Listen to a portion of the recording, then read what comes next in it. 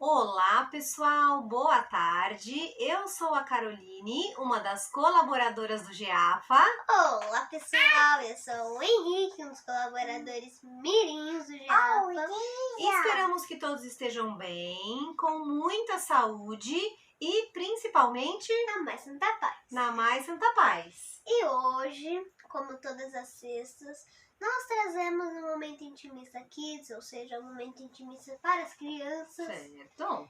numa linguagem leve, lúdica, para que a gente possa já fazer as crianças aprenderem o Evangelho, né? Isso mesmo, né? Bom, e hoje a gente vai continuar com a leitura do Evangelinho segundo o Espiritismo. Vamos para o capítulo 4, né? Na semana que vem, a gente já tem um tema novo para conversar, então vai ser bacana se a gente conseguir intercalar, né? Uma semana com um tema novo, uma semana com o Evangelinho, eu acho que vai ficar bem bacana. Então esperamos que vocês mandem sempre as sugestões de temas, né? Pra gente poder conversar temas novos. Hoje nós vamos estudar o capítulo 4 e ele chama-se Ninguém poderá ver o reino de Deus se não nascer de novo. Como a gente no Evangelinho existem trechos do Evangelho para leitura, eu sempre faço essas leituras, né, filho? Desses trechos que são mais difíceis. E aí o Henrique segue com a leitura propriamente dita do livro, que aí é na linguagem mais infantil, né? E esse barulho todo que vocês estão ouvindo aqui, como sempre, é da Luísa. Cantando com a gente. Vamos começar, filho? Todos prontos? Vamos chamar as crianças, filho? Então, vem criança. Então vamos lá. Jesus, tendo vindo aos arredores de Cesareia de Filipe, perguntou o seguinte aos seus discípulos: Que dizem os homens com relação ao Filho do Homem? Quem eles dizem que eu sou? Os discípulos lhe responderam: Uns dizem que és João Batista, outros que és Elias. Outros ainda dizem que és Jeremias ou algum dos profetas. Perguntou-lhes Jesus: E vocês, quem dizem que eu sou? Tomando a palavra, Simão Pedro respondeu: Tu és o Cristo, o Filho do Deus vivo. Replicou-lhe Jesus: Bem-aventurado é você, Simão, filho de Jonas, porque isso não lhe foi revelado nem pela carne nem pelo sangue, mas por meu Pai que estás nos céus. Ressurreição e reencarnação. Na época de Jesus, a maioria dos judeus acreditava na reencarnação, mas não tinha uma noção incompleta a respeito da alma e de sua ligação com o corpo físico. Eles acreditavam que o morto poderia reviver, mas não sabiam exatamente como. A isso davam o nome de ressurreição, o que, mais corretamente, o Espiritismo chama de reencarnação. Explicando melhor, ressurreição significa a volta à vida de um corpo já morto.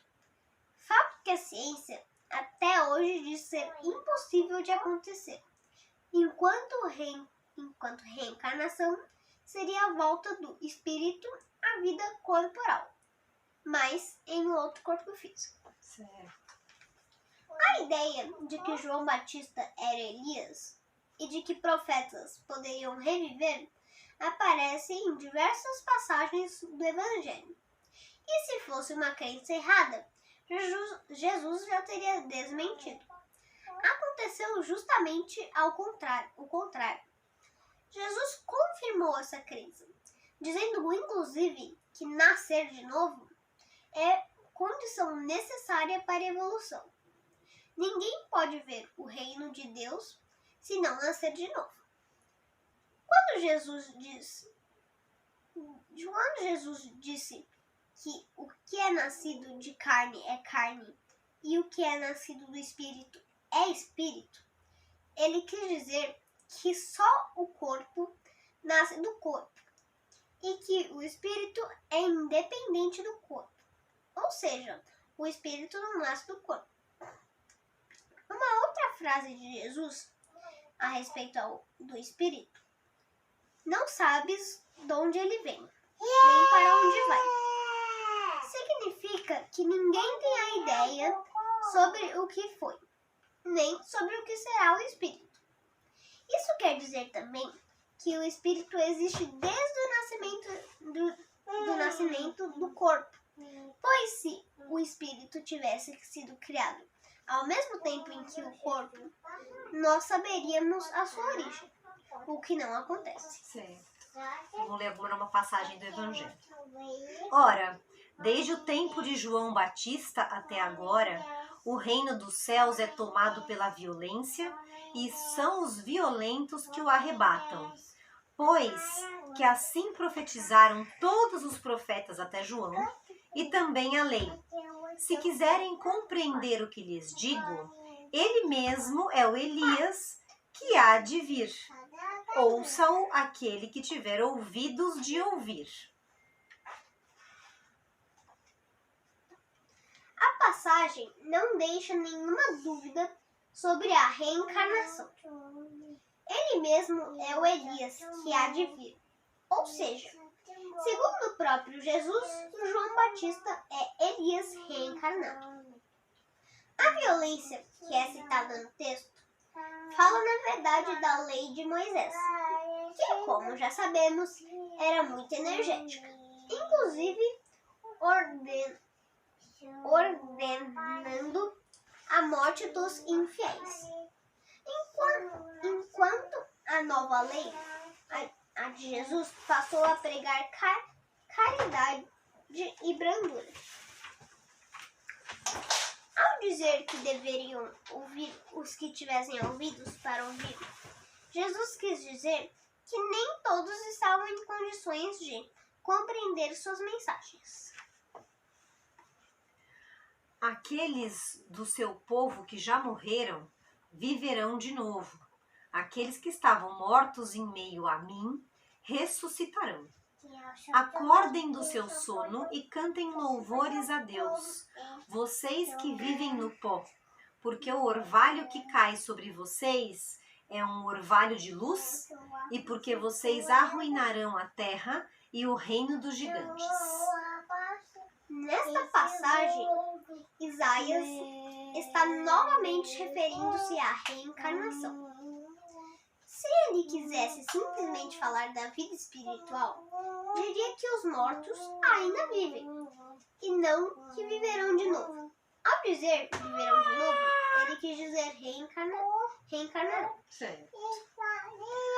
Mas quando o homem já morreu uma vez, e quando seu corpo, separado de seu espírito, foi consumido, o que acontece com ele?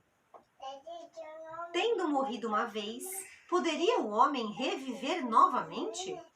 Nesta guerra em que me encontro todos os dias da minha vida, espero que chegue a minha mutação. Nesta passagem, Jó fala claramente do princípio da reencarnação, na luta que é a vida diária. Ele se conforma com as dificuldades e espera pela sua mutação. Ou seja, após sua morte, no intervalo entre uma e outra existência material, vai aguardar o momento da sua volta ao corpo físico, ou da sua reencarnação.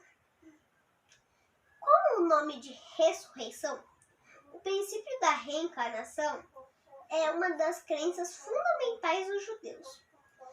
Só a reencarnação pode dizer ao homem de onde ele veio, para onde vai, porque está na terra, e também justificar as desarmonias e todas as injustiças aparentes que a vida apresenta. Os princípios da reencarnação e da pluralidade das existências, ou seja, das várias encarnações para o espírito, são muito importantes para se compreender o evangelho da maneira correta. Ótimo, filho, muito bem. Então, em resumo, o que quer dizer esse capítulo de hoje? Em resumo, eles estão explicando sobre a reencarnação. Sim. E que a vida após a morte. Exato, né? Que é o tema do capítulo, né? Sim. O que o tema do capítulo diz? Ninguém poderá ver o reino de Deus se não nascer de novo. E o que é o nascer de novo? Nascer de novo é você desencarnar. Isso, você voltar para as nossas esferas espirituais, Isso. né? Aí só assim a gente vai ver o reino de Deus, Isso. né? Uhum. Então, de toda essa passagem que foi feita pelo Evangelho, o que significa o resumo do resumo de tudo isso é Reencarnação. a reencarnação, né? Isso. Bom, pessoal, espero que vocês tenham gostado desse trecho de hoje, né? Com palavras um pouco difíceis, né? Dos trechos do Evangelho, mas é importante a gente compartilhar com vocês esses trechos para que ele fique claro no momento que você for ler o Evangelho, conseguir fazer a leitura correta e, como disse aqui, a interpretação correta, né? Do Espiritismo, né?